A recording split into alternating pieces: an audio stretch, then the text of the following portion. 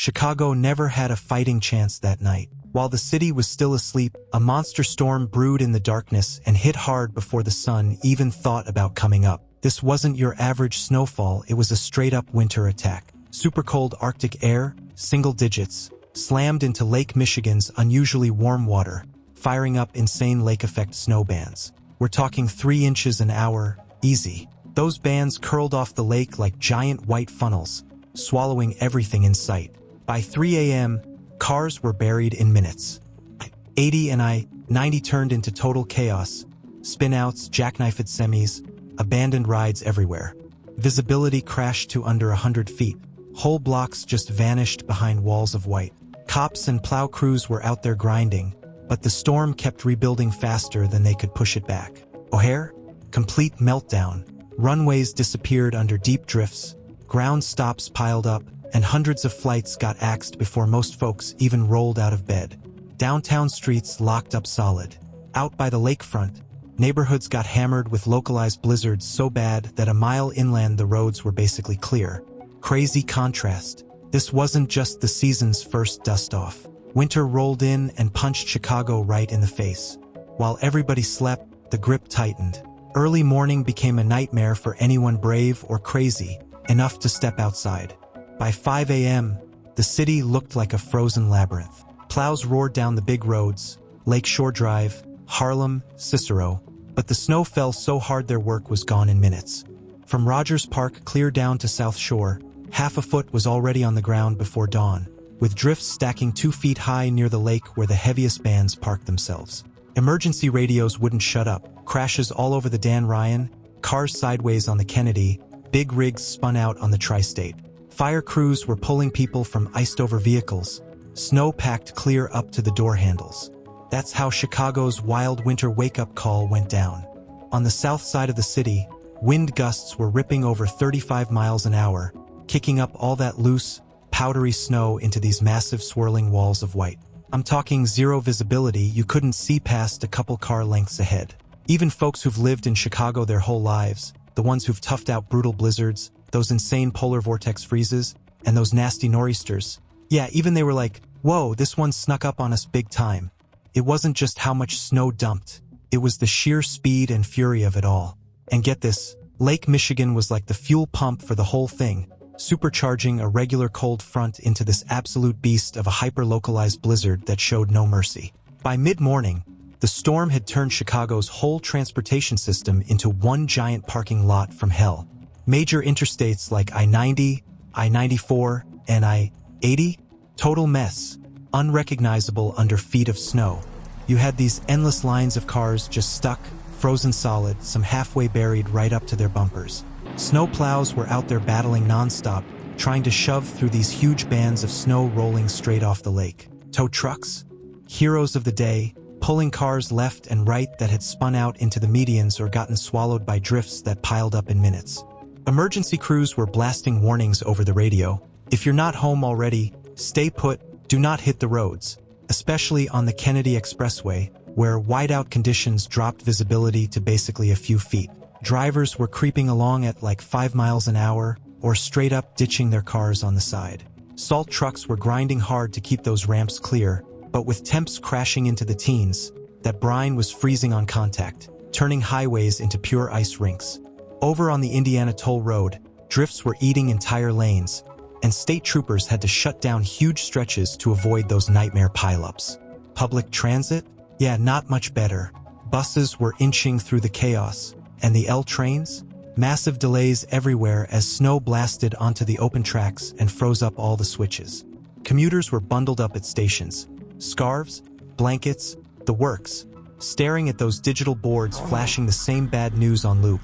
Delays due to severe weather. Chicago got hammered, but the storm didn't stop at the Illinois border. It kept rolling north and east, dumping chaos across Wisconsin, Michigan, and Indiana. In southeastern Wisconsin, places like Kenosha and Racine woke up to a foot of fresh powder overnight, 13 inches in some spots, the heaviest totals anywhere around Lake Michigan. It started with light flurries, then bam, whiteout bands moving in, dropping snow at 2 inches an hour. Cars got buried, driveways vanished, and drifts piled so high they swallowed porches and mailboxes whole.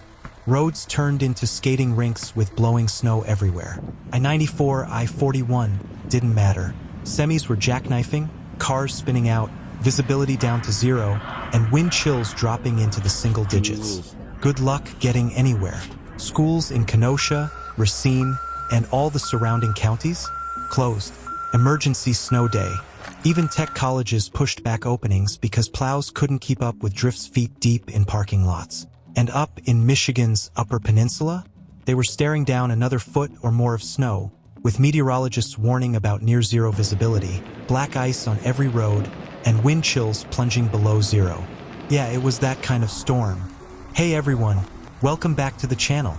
If you're in the Midwest right now, you know we're getting hammered by one of the wildest early winter storms I've seen in years. I'm talking feet of snow in some spots, roads turning into parking lots, and airports basically shutting down. Let's break it all down. Up along Lake Michigan in Indiana, weather folks were calling for up to 11 inches of snow, and not the slow, fluffy kind.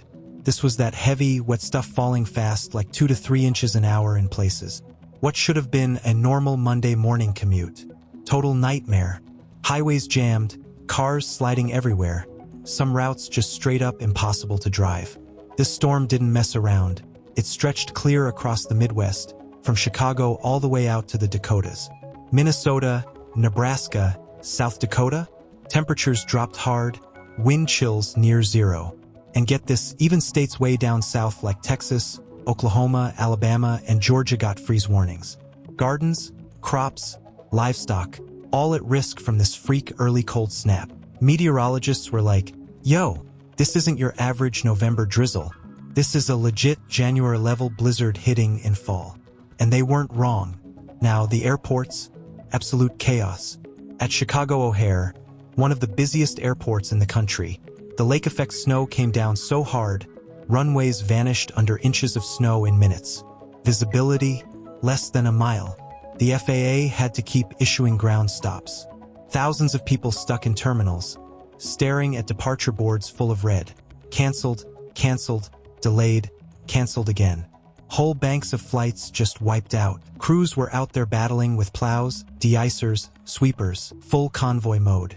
But the snow was winning. Clear a runway? Buried again in under an hour. And over at Midway? Even worse. Smaller airport, tighter space, and those crosswinds hitting 35 miles per hour? Dozens of Southwest flights grounded. Pilots coming in were radioing, can't see a thing. Planes getting diverted left and right. If you're traveling through the Midwest this week, good luck. Stay safe, check your flights, and maybe keep a blanket in the car. This storm's not playing games. Inside O'Hare and Midway terminals, travelers are straight up huddled around those big windows, which are totally fogged up from everyone's breath. Outside, you can't see a thing. The storm's swallowing the taxiways in a wall of white. Families are passed out on their backpacks like it's a campout. Business travelers? They're claiming every outlet like it's the last power source on Earth. Airport staff are the real MVPs here, weaving through the crowds with blankets and bottled water like it's a disaster relief mission. TSA lines? Forget about it. They're stretched forever and barely moving. Officers are rotating shifts in near-freezing air that blasts in every time those automatic doors slide open. This wasn't your standard weather delay. This was a full shutdown of Chicago's entire air network. The storm didn't just mess up flights, it cut travel off completely. Chicago didn't ease into winter this year. It got yeeted into it headfirst. Fast forward to dawn, and northern Illinois plus northwest Indiana wake up to a scene straight out of a snow globe that got shaken way too hard. Cars, buried up to their windows. Roofs sagging under drifts so heavy you'd think it was mid-season. Neighborhoods look like they've been dipped in frosting thick, icy snow that screams February, not November. Up in places like Racine, Kenosha, and all those towns hugging Lake Michigan, people are layering up like they're heading into the Arctic. They step outside and bam, it's a full-on midwinter blizzard that showed up months early. Driveways, gone. Vanished under 8 to 13 inches of dense, wind-packed snow. Sidewalks? Buried beneath these sculpted drifts carved out by 35-mile-an-hour gusts that turned visibility to zero all night long. City crews are out there battling with over 300 plows, pushing forward like warriors. But with temps locked below 30 degrees, that snow is stubborn. It sticks to everything. Even after the main storm bands slide south, roofs keep dumping fresh powdery sheets into the wind, kicking up these swirling whiteouts that blind the streets all over again. Hey everyone, welcome back to the channel. If you're in the Midwest right now, you know exactly what I'm talking about. This wild thunder snowstorm that just rolled through like winter's opening act on steroids. Picture this.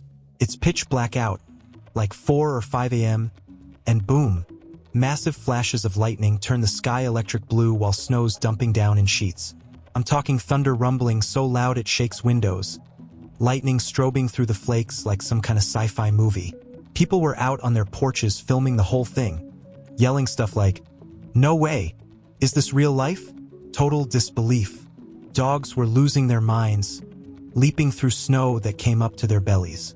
Kids were out there scraping thick frost off car windows with their mittens.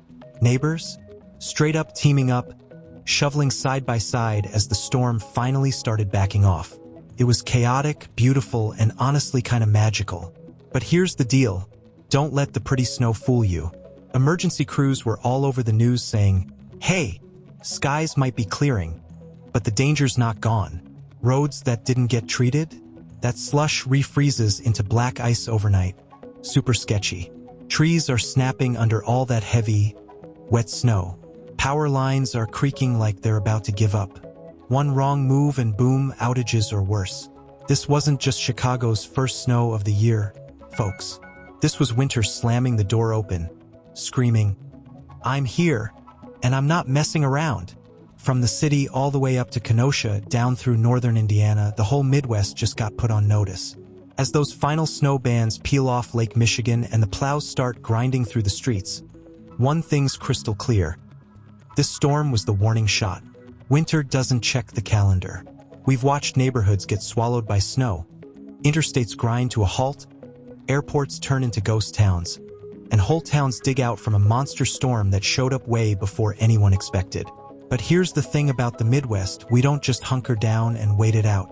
We roll with it, figure it out, and keep moving. This part of the country doesn't back down from winter. It stares it right in the face. Now I want to know what you think. Is this early blast a heads up that we're in for a brutal season? Or just one more wild swing in a year that's been full of them? Drop your take in the comments. Doesn't just help the channel, it helps everybody who's out there living these real-life weather battles. If this quick rundown helped you make sense of what just hammered the Great Lakes, smash that like button. Send this vid to your buddy in Ohio, Illinois, Michigan, wherever they're shoveling right now. And hit subscribe so you're locked in for the next round of live extreme weather breakdowns. 'Cause winter's just getting warmed up, and the follow-up punch could be right around the corner. Stay sharp out there.